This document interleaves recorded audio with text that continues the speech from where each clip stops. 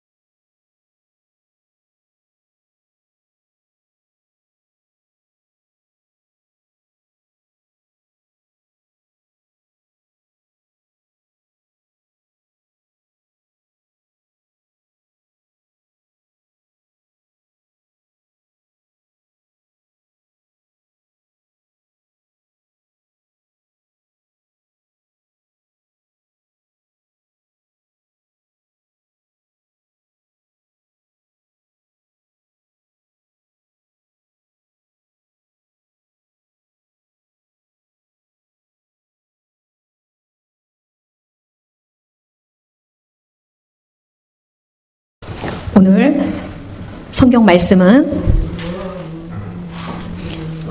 은혜의 선순환과 죄의 악순환 라는 제목으로 여러분과 함께 은혜 나누기를 원합니다. 단어 선순환, 좋은 것은 이렇게 반복된다라는 뜻입니다. 악순환은 악한 것이 계속 반복적으로 돌아간다는 것입니다. 여러분이 가정에 보일러가 이렇게 따뜻하게 되는 원리는 물이 계속 돌기 때문입니다. 그처럼 이렇게 돈다라는 뜻입니다. 돌아야 좋은 것이 도느냐 나쁜 것이 돌고 있느냐, 그런 두 가지의 뜻이 있습니다. 오늘은 어버이 주일인데 이 시간에 다시 한번 부모님의 은혜를 생각하면서 말씀을 보길 원합니다. 선순환의 의미는 좋은 일이 반복해서 계속 일어나는 것입니다. 악순환은 나쁜 일이 반복해서 또 일어나는 것을 말합니다.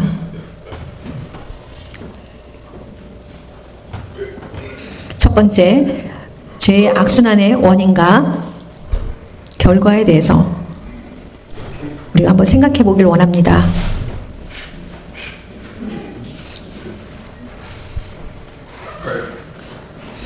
지난 일주일 전에 미국에서 또 총기 사고가 일어났습니다. 바로 텍사스주에서 도시에서 일어났는데 어떤 남자가 총기 사건의 사고로 인해서 가족이 죽었습니다. 한국 사람들이었습니다. 네 가족 중에 아빠, 엄마는 죽게 되었고 또 작은 아들도 죽게 되었고 그 중에 첫째 아들은 6살 아이만 살게 되었습니다. 저 아빠는 변호사였습니다. 엄마는 치과 의사였습니다. 잘 살고 있었습니다. 행복하게. 그러나 결국 저 총기 사건으로 인하여 어떤 이상한 사람이 총을 겨누는 그 총에 맞아 죽게 되었습니다. 이 사람뿐만 아니라 여러 사람도 죽게 되었지만 그 중에 유일한 한국 사람들 가정이었습니다. 계속 총기 사건은 계속 일어나고 있습니다. 사라지지 않고 있습니다. 참 이상하지요? 그 이유는 무엇일까요?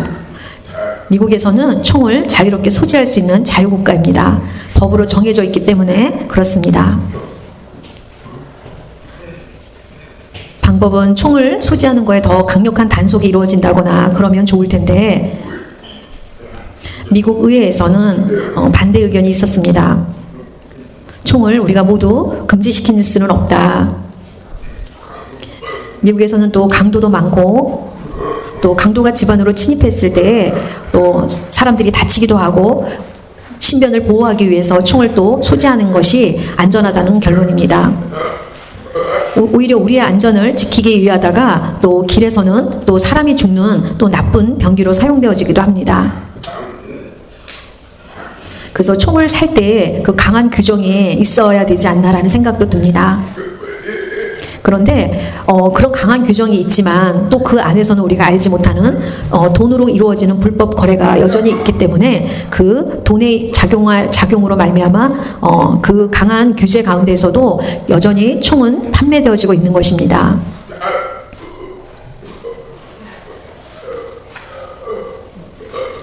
우리가 해년마다 이렇게 총기로 인해서 많은 사람들이 죽어가고 있습니다. 이것이야말로 우리의 악순환의 결과라고 말할 수 있습니다.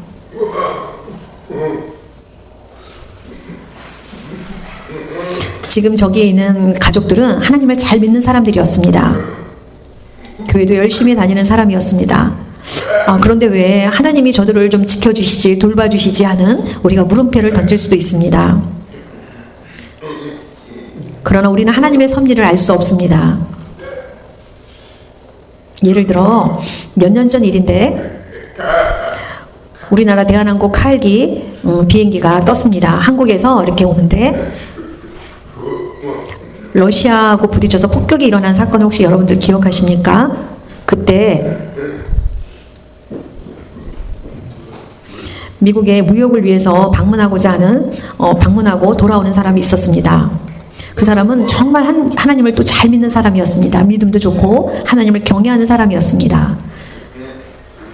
그래서 이제 모든 미국에서 일을 보고 이제 대한항공 헬기를 타고 가려고 하는데 이분이 여권에 어떤 문제가 있어서 그 비행기를 타지 못하고 다음 비행기를 타게 되었습니다.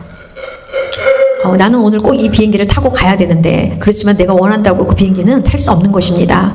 그래서 기다렸다 다음 비행기를 타기로 하고 있었는데 이분이 그 뉴스를 보고 신문과 뉴스를 보고 깜짝 놀랐습니다. 만약에 내가 그 비행기를 여권에 문제없이 탔다면 그 비행기는 폭파되어서 나는 이미 이 세상 사람이 아니었겠구나라고 정말 깜짝 놀랐다고 합니다.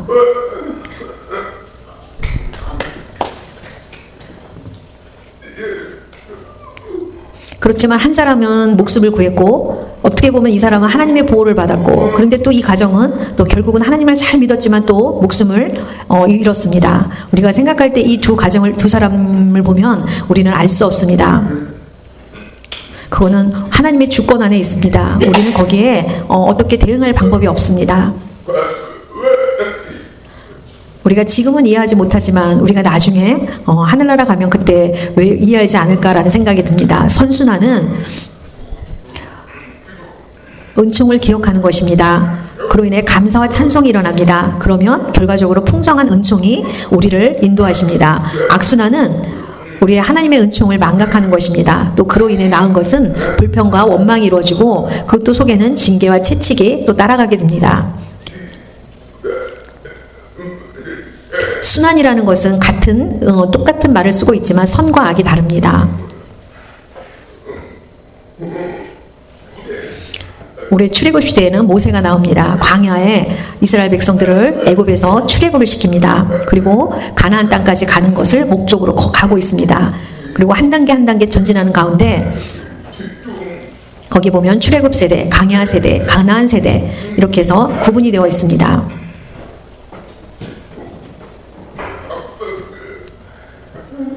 출애굽에서 나와서 광야 세대에서 또 태어나 자란 사람이 있습니다.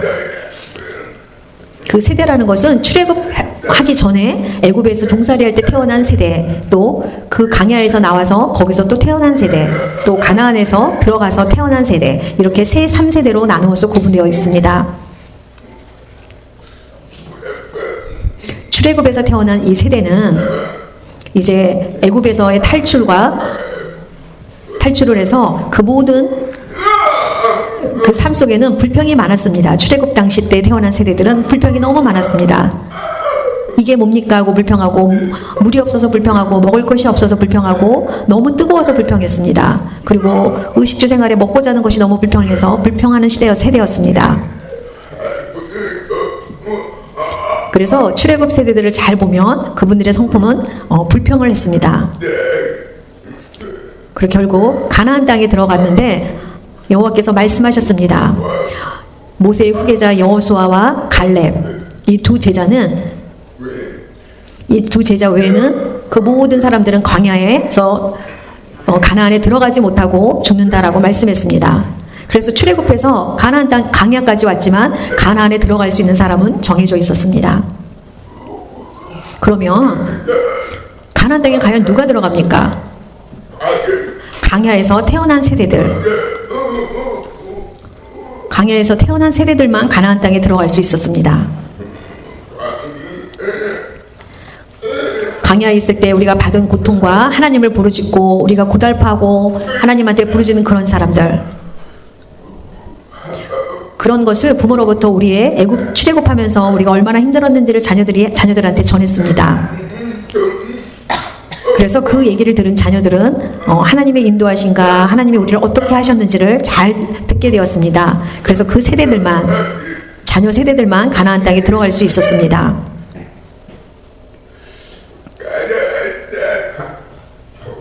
가나안 땅은 이스라엘 백성에게 하나님이 주신 땅입니다. 그곳을 정복하고 들어가서 살게 되었는데 그 안에서 정말 하나님이 주신 은혜 가운데 모든 것을 누리게 되었습니다. 그런데 모든 것을 또 누리게 되니 하나님에 대한 하나님을 신뢰하고 하나님을 의지하지 않게 되었습니다. 그래서 가나안 세대에 태어난 자녀들은 하나님을 잘 믿지 못했습니다. 말씀을 한번 보겠습니다. 고린도전서 10장 10절에서 11절까지 말씀입니다. 그들 가운데 어떤 사람들이 원망하다가 멸망시키는 자에게 멸망하였나니 너희는 그들과 같이 원망하지 말라. 그들에게 일어난 이런 일은 본보기가 되고 또한 말세를 만난 우리를 깨우치기 위하여 기록되었느니라. 아멘.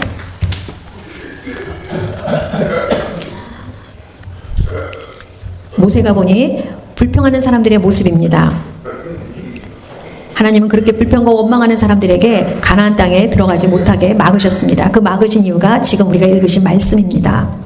여러분도 혹시 우리가 참 이 땅에 살면서 우리가 신앙생활을 잘 가지고 생활하지만 저에게 맡겨진 본분, 우리가 장로, 집사, 권사 그런 직분을 가지고 있으면서 정말 하나님 앞에 우리가 마음을 다해 감사하고 하나님께 영광을 드리며 있는지, 아니면 우리가 정말 원망과 불평하는 사람으로 살고 있는지 한번 자신을 살펴보시기 바랍니다. 어쩌면 우리는 원망과 불평을 한다면 지금 애굽 사람들과 같이 우리도 들어가지 못할지도 모른다는 생각이 한 번은 듭니다. 여러분, 우리가 지금 말씀드렸던 말씀은 사사기에 나와 있습니다. 모세의 후계자가 죽고 나서 350년 동안의 기록입니다. 그 350년 후에는 사울이 왕이 되어서 이제 이스라엘을 다스렸지만 350년 이후 전에는 모든 사사기 선지자를 통해서 이렇게 기록한 내용입니다. 하나님이 계속 모든 일 가운데 우리를 인도하시고 도와주셨기 때문에 잘 되었다면 또 반대로 하나님을 저버리기 쉽습니다. 그리고 또 우상을 섬기게 됩니다. 그래서 우상을 따르게 되고 하나님이 그걸 보시고 또 진노하십니다. 그래서 다른 나라를 통하여서 진노하신 그 마음을 또 이스라엘 백성들을 또 정복하게 하십니다. 그리고 또 이스라엘 백성들에게 또 다시 괴로움을 통해서 하나님 앞에 구하며 우리의 잘못을 또 통회하며 하나님은 또 다시 긍휼히 여겨주시고 또 지도자 선지자를 통해서 다른 사사를 통해서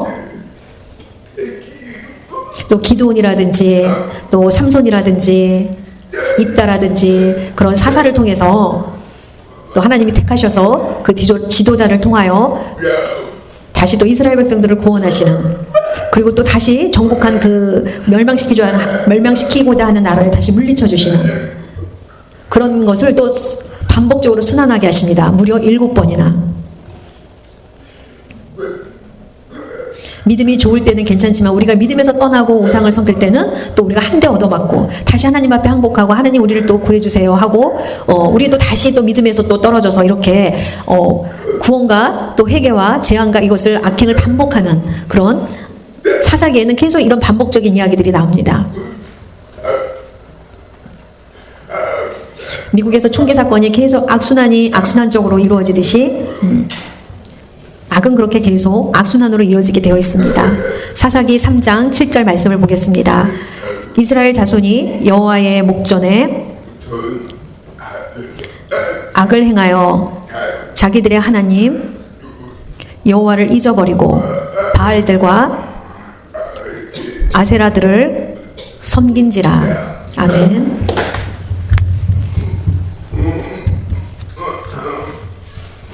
애굽에서 우리를 하나님이 건져주셔서 우리를 인도하신 그 은혜를 생각하면 우리는 굳건히 붙잡아야 되는데 그렇지 않았습니다. 처음에는 너무너무나 하나님을 간절히 붙들고 믿음이 좋다가 이렇게 시대가 거쳐가면서 우리의 믿음은 흔들리기 시작하고 마침내 하나님을 떠나고 하나님보다 우상을 더 좋아하고 섬기는 그런 사람들이 되었습니다. 우리가 단어 하나하나를 보면 저기에 바알이라는 것과 아세라라는 신이 나옵니다.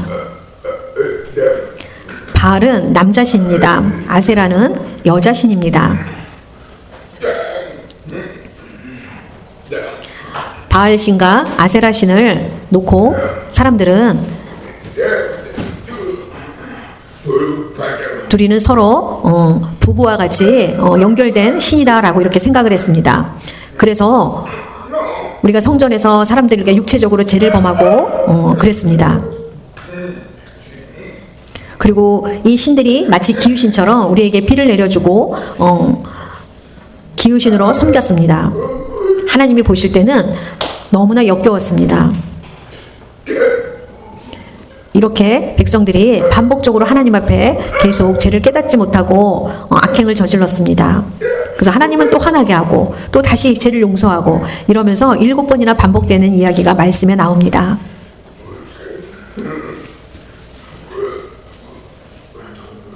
미국 뉴저지에 살고 있는 사람인데 200년 전의 인물입니다. 두 사람이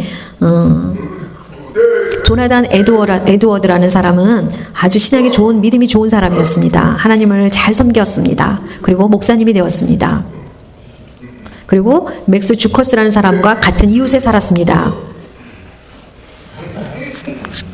처음에는 교회를 잘 다녔지만 나중에는 신앙생활을 하지 않고 세상적으로 살았습니다. 이제 결혼을 하고 또 자손들이 5대째까지 이어졌습니다. 조나단 에드워드와 맥스 주커스의 가정사 역대기를 보면 이 두 사람을 놓고 비교하면서 그 가족사의 역대기를 살펴보았습니다. 에드워드의 가정은 하나님을 잘 섬기고 또 자손들도 많았습니다. 5대까지의 자손은 1390명이었습니다. 그 중에 또 대학 총장으로 13명이 발굴되었습니다. 그리고 교수로는 65명이 발굴되었습니다. 또 판사, 변호사는 39명, 또 변호사는 100명, 또 의사는 56명, 목회자는 100명, 공직자 80명. 이렇게 자손들이 좋은 쪽으로 모두 잘 발굴이 되었습니다. 네, 주커스 가정을 보면 후손이 560명이었습니다. 그 중에 310명이 거지로 있었습니다. 범죄자로는 150명, 알코올 중독자로는 100명.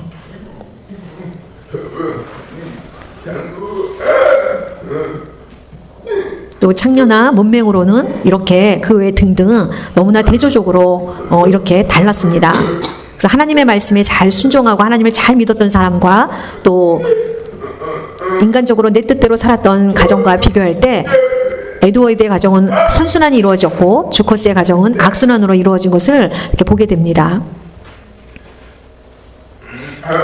한국 역사에 보면 1500년 전에 여러분들이 아실지 모르겠는데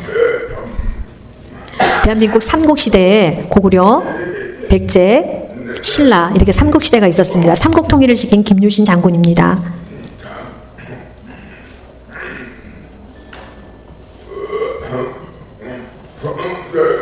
그래서 아주 강한 나라가 되었습니다. 이 이야기는 공부도 잘하고 학문에 뛰어난 사람이었습니다. 그런데 여인에 약했습니다. 그래서 절세 미인의 유혹에 넘어갔습니다. 그리고는 기생방에 자주 드나들었습니다. 근데 김주신의 어머니가 그 아들을 그 드나든다는 것을 듣고 불렀습니다. 그리고 솔직하게 말하고 왜 바르게 살지 못하느냐고 어머님이 책망했습니다. 미래의 나라를 위해서 충성하고 헌신해야 될 위인이 한낱 여인의 유혹에 그렇게 몸을 버려서 되겠느냐라고 하면서 어머니의 충고를 듣기 시작했습니다. 그리고 절대 만나지 말라고 했습니다. 그래서 어머니의 말을 듣고 지금부터 제가 가지 않겠습니다. 그리고 마음의 결정을 내립니다. 그리고 얼마 후에 친구와 함께 술을 마십니다. 그리고 말에 올라탑니다. 근데 이 말이 늘 김유신 장군이 가는 길을 기억했습니다. 그리고는 집으로 가는 것이 아니라 기생방에 있는 집 그쪽으로 방향을 틀기 시작했습니다.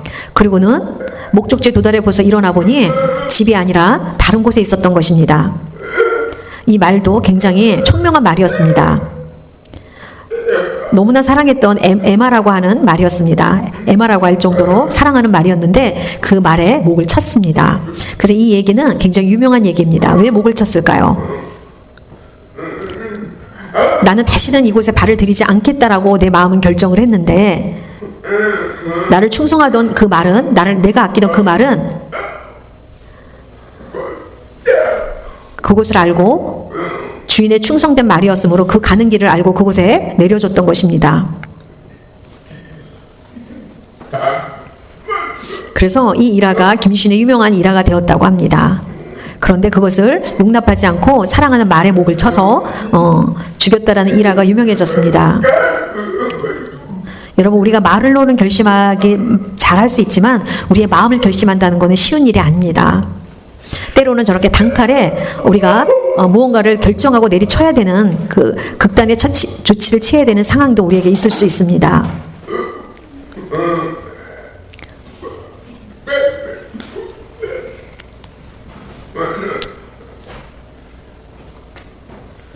두 번째는 이건희 여러분들 잘 아시죠? 이제 돌아가셨지만 삼성의 회장입니다. 이렇게 책으로 되어 있는 책으로 만들어졌는데 이건희 개혁 100년이라는 책이 있습니다. 그 책을 보면 그때 젊어서 살아생전에 그 전에 이름은 이렇게 유명하지 않았습니다.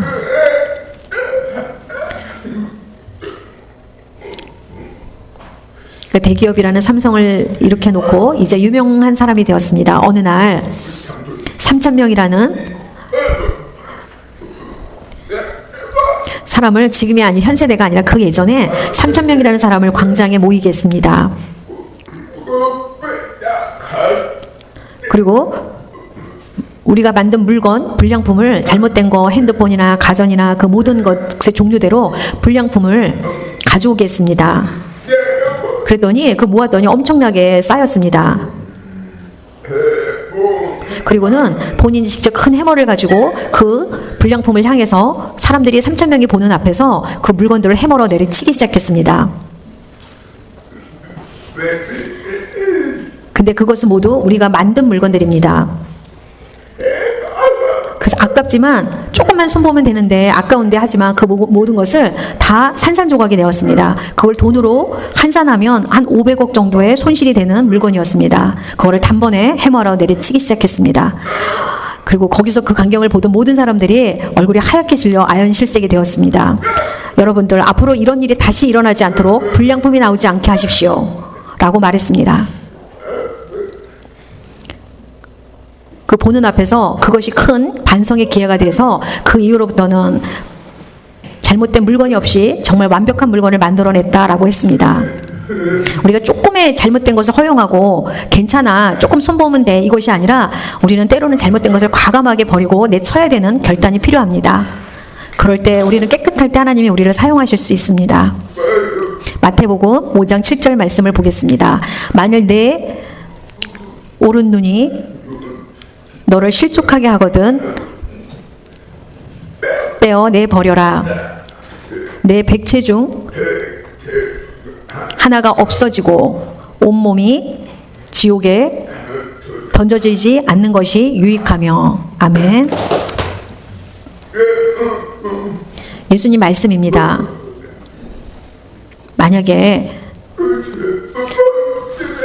우리가 만약에 죄를 지었다면 눈 때문에 너무나 아름다운 여인이 이렇게 지나가고 있어서 우리가 그 눈이 우리를 죄를 짓게 하고도 눈을 빼어버리라고 합니다. 여러분, 혹시 만약에 여러분들이 그렇다면 여러분의 눈을 빼어낼 수 있습니까?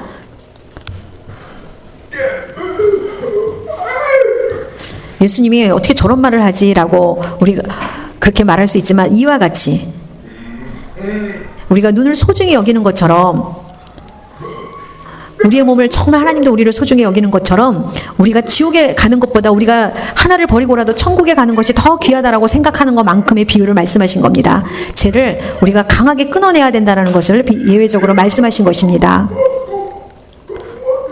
눈을 빼어버리라는 문자 그대로의 내용을 말씀하신 의미가 아닙니다.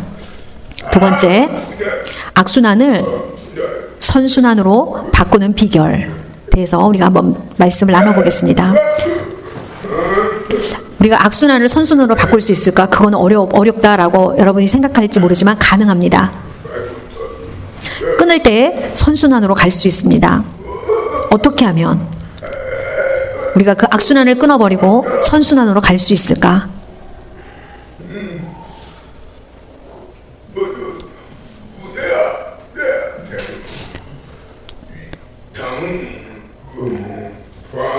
우리나라의 위상, 참 대단한 것. 우리 1인당 국민소득은 35,000달러입니다. 한국은 저렇게 보면 굉장히 부자 나라가 되었습니다. 예전에 비하면 우리는 이제는 잘 사는 나라가 되었습니다. 한국도 선진국이 되었습니다. 그리고 세계 경제 규모는 세계 10위가 되었습니다. 지금은 우리가 조금 그래프 지수는 기울었지만 무역 규모도 1조 달러에 이르렀습니다. 수출 규모도 세계 7위에 이르렀습니다. 대한민국은 잘 사는 나라가 되었습니다. 우리는 예전에 너무 가난했지만 이렇게 지금은 발전하게 되었습니다. 그러나 우리나라 행복지수는 선진국에 우리가 좀 전에 보였던 위상에 비해서는 너무나 저조합니다.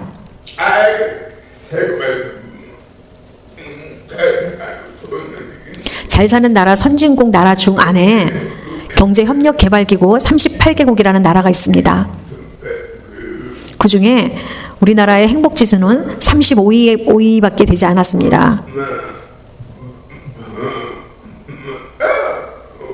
꼴찌는 아니지만 거의 꼴찌에 가까운 35위입니다. 그리고 자살률은 세계 1위가 되었습니다. 잘 살게 되었는데 왜 행복지수는 이렇게 너무나 저조하고 자살률은 왜 세계 1위가 되었을까요? 우리가 생각하기에는 잘 살면 우리의 행복지수 높을 것이다 라고 우리는 같을 것이라는 생각을 합니다. 그러나 그것은 별개입니다. 행복과 감사 두 가지가 있습니다. 행복이 먼저입니까? 감사가 먼저입니까?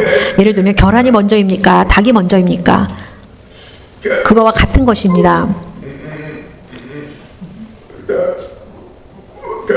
닭이 없으면 계란이 없고 계란이 없으면 닭이 없습니다. 그래서 어느 것이 먼저다라고 우리가 우열을 가리기 어렵습니다.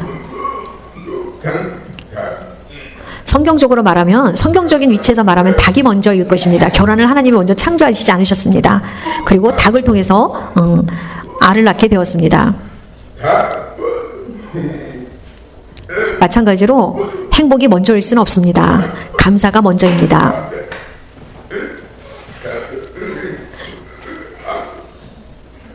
우리는 감사를 먼저 해야 될 필요가 있습니다. 한국이 잘 살지만 왜 행복 지수가 저조할까요? 그것은 바로 감사의 지수가 너무나 낮기 때문입니다. 행복이 낮다는 것은 감사도 또 같이 낮아진다는 뜻입니다. 저 단어에서 보듯이 행복해서 감사, 그건 아닙니다. 감사해서 행복하다라고 우리는 말해야 됩니다. 행복이 우선순위가 아니라 감사가 우리에게 우선순위가 되어야 됩니다. 빌립보서 4장 6절에서 7절 말씀입니다. 아무것도 염려하지 말고 다만 모든 일에 기도와 간구로 너희 구할 것을 감사함으로 하나님께 아뢰라. 그리하면 모든 지각에 뛰어난 하나님의 평강이 그리스도 예수 안에서 너희 마음과 생각을 지키시리라. 아멘.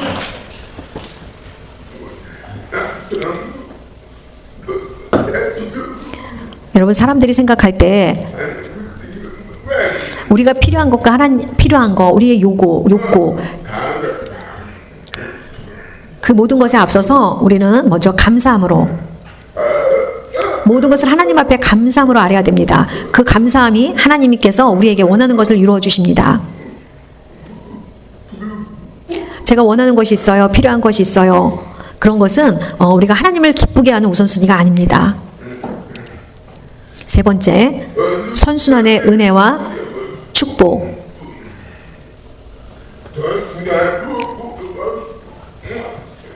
선순환이 반복되면 자동적으로 은혜와 축복이 가득하게 됩니다.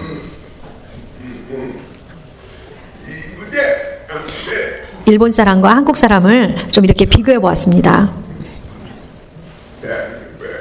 이것은 우리가 정한 것이 아니라 외국에서 바라보는 동양인의 한국 사람과 일본 사람의 두 모습을 보고 이야기하는 것입니다. 일본 사람들의 국민성은 아주 근면하다고 합니다. 근면성이 개미같이 너무나 근면하다고 합니다. 한국 사람은 근면성은 좀 부족합니다. 그러나 가족에는 너무나 뜨겁다고 최고라고 합니다. 그것이 일본과 우리의 조금은 다른 점입니다.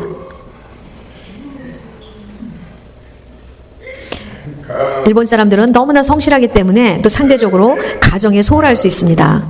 또 가족은, 한국은 또 가정에 너무 사랑스럽게 가족을 또 위하지만 또 근면은 조금 부족합니다. 여러분 어느 쪽을 선택하시겠습니까?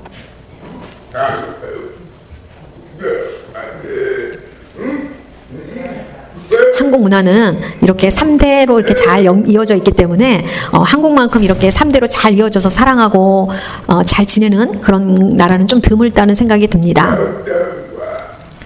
다윗과 무비보셋의 이야기입니다.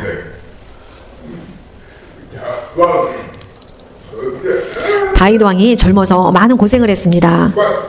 사울 왕의 질투와 또 늘 자기를 죽이려고 쫓아다녔던 그 시대에 도망다니면서 많은 고생을 했습니다. 결국 다윗은 왕이 되었고 나라를 이끌어가면서 문득 떠오른 생각이 있었습니다. 그래서 그때 신하를 불렀습니다. 사울 왕의 가족 중에 한번 가족이 누가 살아있는지 찾아보아라. 사울 왕이 끊임없이 자기를 죽이려고 할 때 내가 이 사울의 가족들을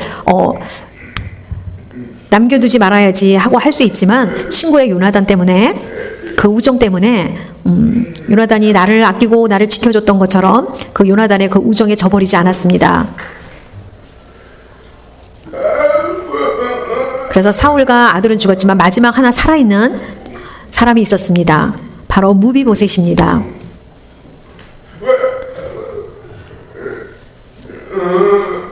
그리고 그 무비보셋을 왔는데 무비보셋이 다리가 성하지 않았습니다. 무비보셋의 사울의 손자입니다.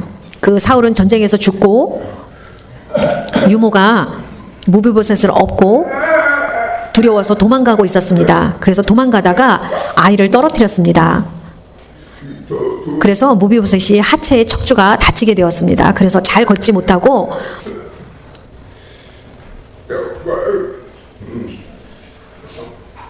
다녔는데 나중에 다윗이 찾는다는 소리에 그 앞에 나아갈 때 두려워했습니다. 그리고 다윗은 이렇게 말했습니다. 두려워하지 말고 내가 먹는 식탁에 나와 함께 같이 식사할 것이다 라고 말을 했습니다.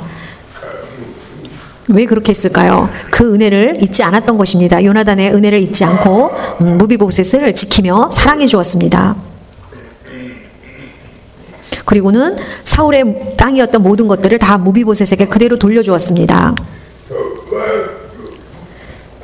여러분 우리 다윗 왕을 보면 무슨 생각이 듭니까? 그 예전에 다윗 왕은 또 때로는 여인 때문에 죄를 짓게 되기도 합니다. 악순환도 있었습니다. 근데 또 다윗의 아들도 또 아버지를 따라서 그렇게 암몬이라든지 압살롬이라든지 이렇게 또 다윗의 그 모습 악순환이 그대로 또 이어져서 간음하게 되고 또 그렇게 대대로 그 저주가 또 이어져 갑니다.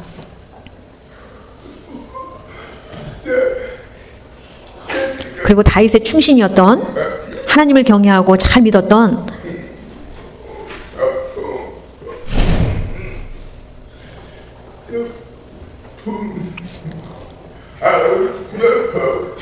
그래서 좋은 것과 나쁜 것은 그대로 이렇게 악순환과 선순환이 이어져감을 알 수 있습니다.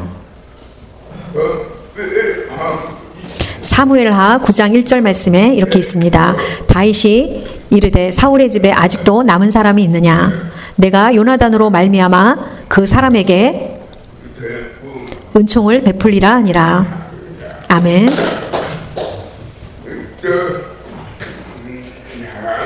다윗은 그렇게 은혜를 아는 사람이었습니다. 그랬을 때 하나님이 또 그 다윗에게 축복을 주기도 합니다. 우리가 감사를 모르면 또 축복도 없습니다. 오늘은 우리가 다 아는 어버이 주일인데 다시 한번 생각해 봅시다. 부모님이 우리를 세상에 있게 하셨습니다. 우리의 모든 것을 다 바쳐 사랑해 주셨습니다. 우리는 때로 그럽니다. 나에게 해준 것이 뭐가 있습니까? 하면서 불평합니다. 나에게 집을 주셨습니까? 또 저에게 좋은 공부를 할 수 있게 저를 가르쳐 주셨습니까? 이럴 수 있습니다. 우리의 부모님은 우리를 위해서 눈물과 고생과 수고를 하시며 우리를 키우셨습니다. 근데 여러분들이 결혼해서 또 자녀를 키워보면 또 우리 부모의 마음을 알 수 있습니다. 내가 경험하고 내가 키워봐야 부모의 마음을 알 수 있는 것입니다. 또 그 경험을 통해서 부모님을 다시 생각하게 됩니다. 그래서 우리는 아래로 사랑하는 것을 내리사랑, 또 윗사람을 사랑하는 것을 올리효도라고 합니다. 우리가 매년마다 제사를 지내는 그런 집안도 있는데, 제사를 지내면서 부모님을 생각하는 그런 것은 이미 때늦은 것입니다. 살아생전에 우리가 하나님을 믿으면서 하나님이 우리에게 가르쳐 주신 말씀과 법도를 지키고 부모님을 사랑하는 것입니다. 부부도 마찬가지입니다. 우리가 부모님을 잘 모셔야 또 우리의 모습을 통해서 자녀들이 보고 배우는 것입니다.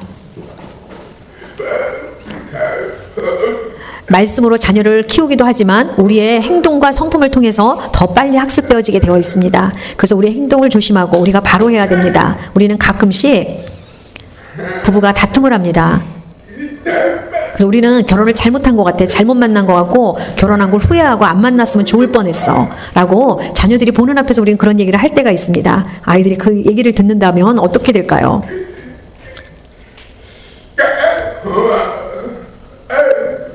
그리고는 이렇게 말합니다. 아이들을 부릅니다.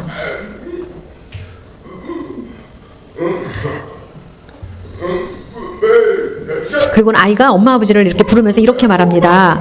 엄마 아버지가 결혼해서 저를 낳아주셨고 제가 이 세상에 태어나게 해주셔서 감사합니다. 만약에 부모님이 계시지 않는다면 저는 이 세상에 존재하지 않을 것입니다 하면서 감사합니다라고 아이가 이렇게 인사를 했다고 합니다. 갑자기 부모 입장에서 너무나 쑥스러워졌습니다. 여러분, 우리가 결혼 생활에 완벽할 수는 없습니다. 또 결혼한다고 해서 모두가 행복하게 사는 건 아닙니다. 때로는 사랑의 싸움도 필요합니다. 사랑의 싸움이 없다면 그것도 잘못된 사랑입니다. 우리는 싸우고 화합해야 합니다. 우리가 화해를 하면서 결국 우리는 천국 가는 연습을 하는 것입니다.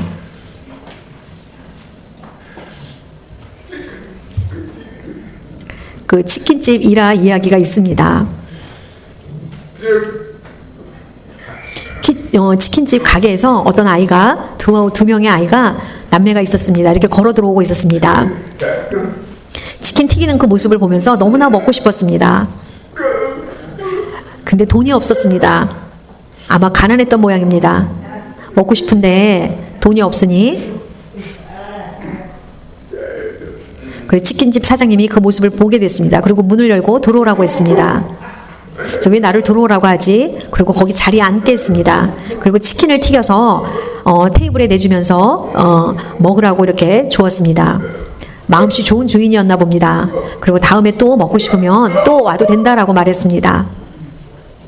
그러면 또 주겠노라고 말했습니다. 아이들이 놀랬습니다.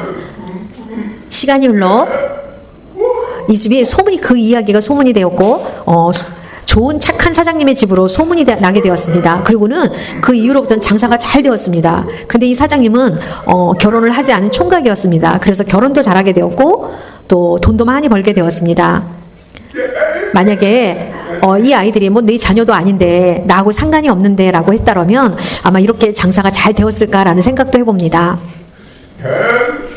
우리가 사랑으로 먼저 주는 것, 사랑이 받는 것이 아니라 사랑은 먼저 주는 것입니다. 그 사랑을 우리가 줄 때 그 사랑은 돌아와서 내게 또 좋은 것을 주게 됩니다. 사도행전 20장 35절 말씀입니다. 범사에 여러분에게 모범을 보여준 바와 같이 수고하여 악한 사람들을 돕고 또 주 예수께서 친히 말씀하신 바 주는 것이 받는 것보다 복이 있다 하심을 기억하여 할지니라. 아멘.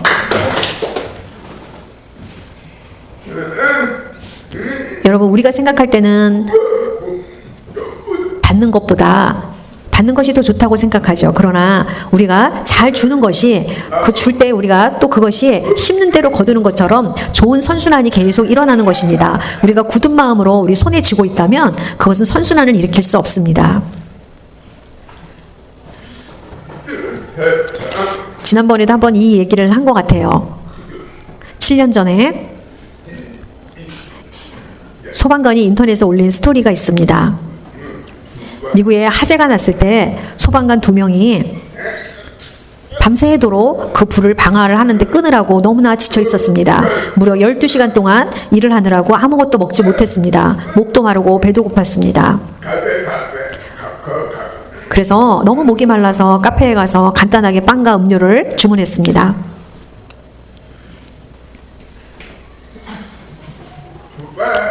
그래서 두 소방관이 이제 테이블에 자리를 앉고 앉았습니다.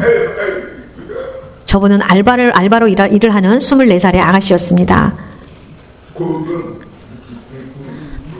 그래서 주문한 그 음식을 준비를 하고 있는데 그 두 분들이 이런 얘기를 했습니다. 우리가 12시간 동안 그 불을 끄느라 너무나 죽을 뻔했다. 그런데 정말 다행이다. 불을 꺼서 너무 다행이다. 근데 너무 배가 고프다. 근데 그런 얘기를 들었습니다.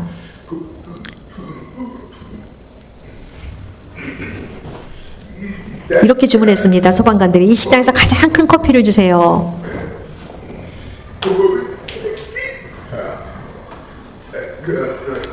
아까 그 전에 12시간 동안 아무것도 먹지 못하고 너무 목이 멀다고 얘기했던 얘기를 듣고는 그 사람이 샌드위치를 만들었습니다. 그리고는 거기다가 메모했습니다. 무료입니다.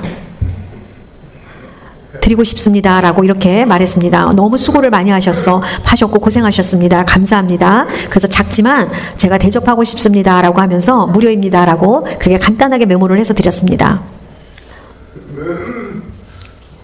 두 분의 아침값을 제가 대신 계산할게요.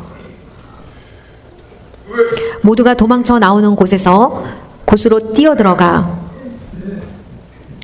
사람들을 구하는 당신들에게 정말 감사합니다. 두 분은 용감하고 든든한 분들입니다.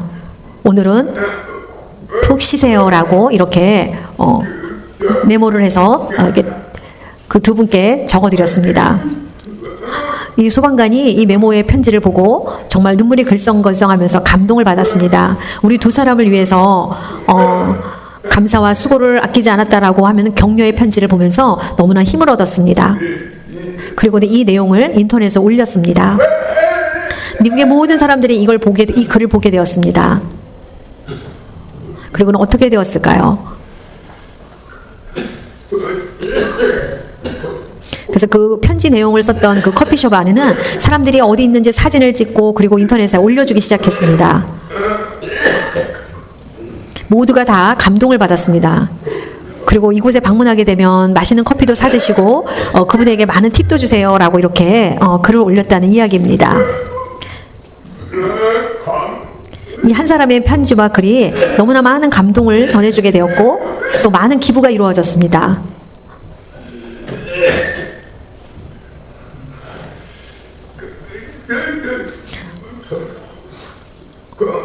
그냥 무슨 별다른 생각이 있어서 한 것이 아닙니다. 너무나 감사해서 했던 것인데 오히려 더 많은 것을 받게 되었습니다. 그 여자분의 부모님은 장애인이었습니다. 그래서 열심히 아르바이트를 해서 돈을 모아서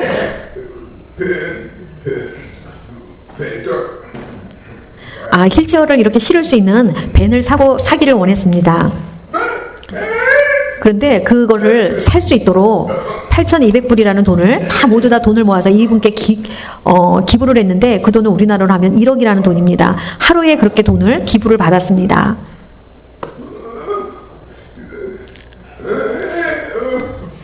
이분은 계산적이었던 것이 아니라 정말 그 아름다운 마음에서 이 두 분에게 따뜻한 마음으로 전해주었던 것이 또 좋은 선순환으로 돌아와서 이분에게 더 놀라운 기적을 만들어주었다는 것입니다. 그 부모님입니다. 그래서 자동차 밴을 사서 결국은 부모님을 잘 태울 수 있는 차를 마련하게 되었습니다. 저 돈은 환산하면 1억이라고 합니다.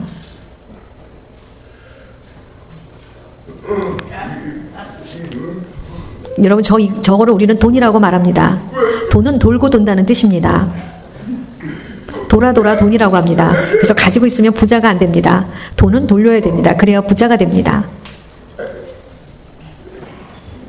여러분, 이렇게 하나님은 그렇게 우리가 주라라고 말씀하십니다. 줄 때 우리를 충만하게 채우시고 넘치도록 우리에게 주신다라고 하나님은 말씀하셨습니다. 그 말씀을 꼭 이루게 해줄 줄 믿습니다.